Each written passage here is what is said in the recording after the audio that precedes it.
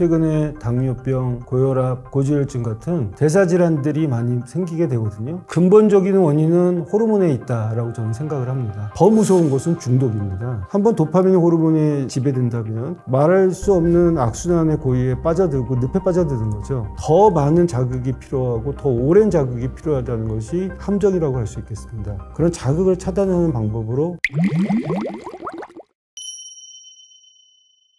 대사증후군 하면 우리가 당뇨병, 고혈압, 고지혈증, 비만, 그리고 이제 심혈관 질환들을 통틀어서 대사증후군이라고 합니다. 다른 말로는 우리가 이제 생활습관병이라고도 얘기를 하는데요. 대사증후군 환자들을 많이 보다 보면 그분들이 어떤 호르몬에 문제가 있다는 것을 생각할 수 있습니다. 실제적으로 어떤 특정 호르몬 내지는 전체적인 호르몬이 깨져서 최근에 당뇨병, 고혈압, 고지혈증 같은 대사질환들이 많이 생기게 되거든요. 근본적인 원인은 호르몬에 있다라고 저는 생각을 합니다. 우리가 이제 모든 호르몬들을 한꺼번에 볼 수는 없고요. 하나의 호르몬을 찾아서 호르몬의 균형을 맞춰야 되는데 대표적인 호르몬 하나씩만 꼽는다면 당뇨병 같은 경우는 인슐린 호르몬에 문제가 있다고 볼 수 있고요. 고지혈증 환자는 스트레스 호르몬에 문제가 있고 그 다음에 비만 환자는 대표적으로는 식욕 호르몬에 문제가 있다고 생각합니다. 호르몬의 종류는 4,000가지가 넘습니다. 모든 호르몬이 다 중요하겠지만 제일 중요한 호르몬은 저는 도파민 호르몬이라고 생각합니다. 도파민 호르몬은 원초적인 호르몬이고요.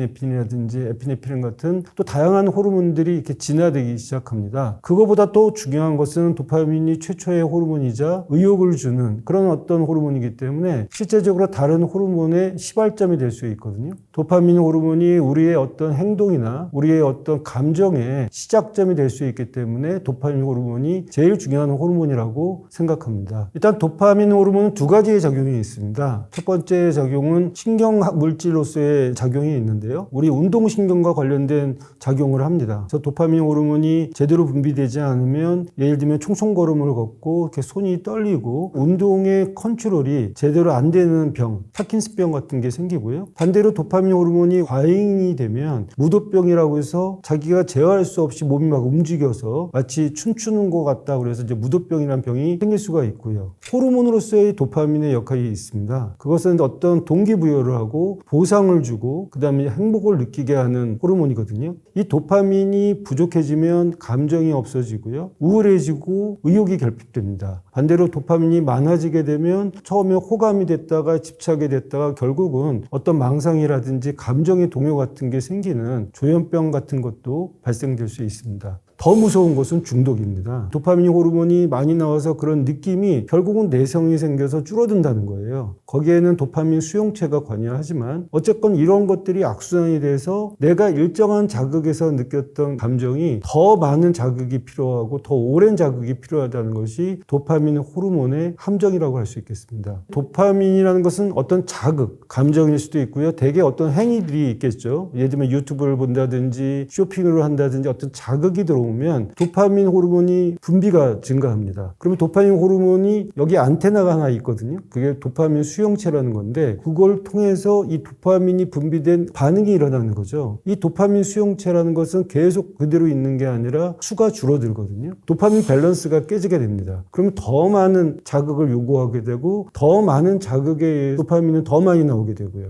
어느 순간 이 도파민이 고갈이 돼버리면 결국은 무력증에 빠지고 우울증에 빠지는 두 가지의 양상을 보이게 됩니다. 그래서 우리가 도파민을 두 얼굴의 호르몬이라고 하는 것입니다.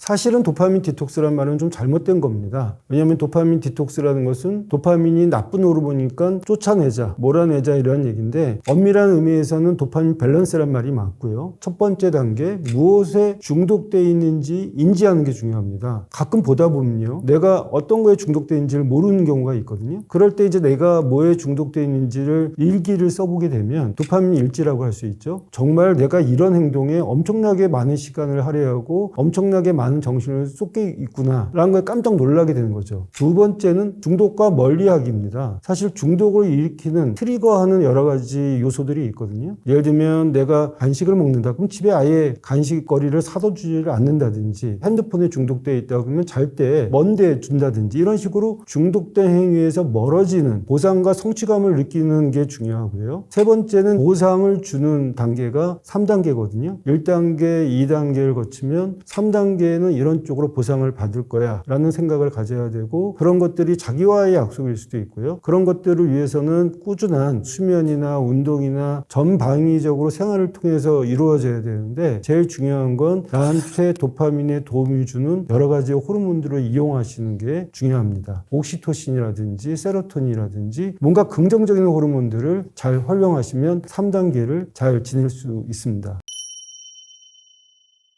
이런 세 가지의 단계를 잘 유지하기 위해서 우리가 해야 될 몇 가지 일상적인 행동들이 있죠. 제일 중요한 건 식사, 프로바이오틱스라든지 여러 가지 호르몬의 균형이 될 수 있는 그런 음식들, 그리고 당지수가 낮은 음식들, 이런 것들 위주로 해서 드셔야 도파민의 준동을 막을 수가 있는 거고요. 충분한 수면을 취하는 것이 멜라토닌 호르몬의 분비를 통해서 도파민의 어떤 문제점을 해결할 수 있는 거고요. 또 운동도 중요합니다. 운동에서 나타나는 여러 가지 마이오카인, 성장 호르몬, 근력 운동과 유산소 운동을 통해서 꾸준히 할 때 도파민에 대한 의존성을 줄일 수가 있기 때문에 생활 습관들을 잘 관리를 하고요. 특히 지금 이제 도파민은 특정 자극에 대해서 굉장히 뇌가 노출되어 있는 상태거든요. 가끔 그런 자극에 대해서 내가 너무 민감해져 있다 그러면 그런 자극을 차단하는 방법으로 찬물로 샤워한다든지, 근데 찬물 샤워까지는 아니더라도 가끔 어떤 생각이 꽂히게 되고 문제가 되면 차가운 물로 이렇게 손만 씻어도 자극에 대해서 약간 멀어질 수 있는 그런 생활 습관이 될 수 있거든요. 그래서 내가 이런 것들을 피해서 내가 좀 마음의 안정을 취할 수 있는 나만의 취미 같은 것도 되게 중요합니다. 그래서 뭐 음악 감상이라든지 필사한다든지 뭔가 어떤 생각에서 떨쳐나가기 위한 행동들을 갖고 도움을 받는 게 중요하고요. 제일 중요한 건 주변에서 응원해주고 격려해줄 수 있는 사회적 관계, 인간관계 유지하는 것이 제일 중요하다고 볼 수 있겠습니다. 도파민 호르몬에 관련돼서는 몇 가지 중요한 우리가 생각하지 않았던 부분들을 얘기하고 싶습니다. 첫 번째는 계속 얘기했지만 도파민은 좋은 호르몬도 아니고 나쁜 호르몬도 아니고 도파민이 많아도 문제지만 적어도 문제이기 때문에 균형을 가져야 된다. 항상성을 말씀드리고 싶고요. 두 번째는 도파민도 호르몬이다. 그렇기 때문에 도파민 호르몬 때문에 다른 2차, 3차의 호르몬에 문제가 생기는 것을 차단하고 호르몬의 생태계에 있는 호르몬이기 때문에 도파민 호르몬 주변에 다른 좋은 호르몬을 복도화해서 균형을 갖자는 것을 말씀드리고 싶고요. 마지막으로 도파민과 도파민 수용체, 이 두 개의 균형을 갖는 것이 우리가 진정한 행복과 건강을 이루는 길이라고 말씀드리고 싶습니다. 여러분, 지금 도파민 중독을 우리가 벗어나야 되는 시간이라고 하는 것은 도파민 호르몬에 우리가 노예가 될 것이냐 아니면 도파민을 지배해야 될 것이냐 결단의 시기입니다. 한번 도파민 호르몬에 지배된다면 말할 수 없는 악순환의 고리에 빠져들고 늪에 빠져드는 거죠. 그렇지만 호르몬이라는 것은 내가 호르몬의 주인이 돼서 도파민 호르몬을 잘 관리하시면 여러분들이 인생을 관리하는 것이고요. 행복을 관리하는 길입니다.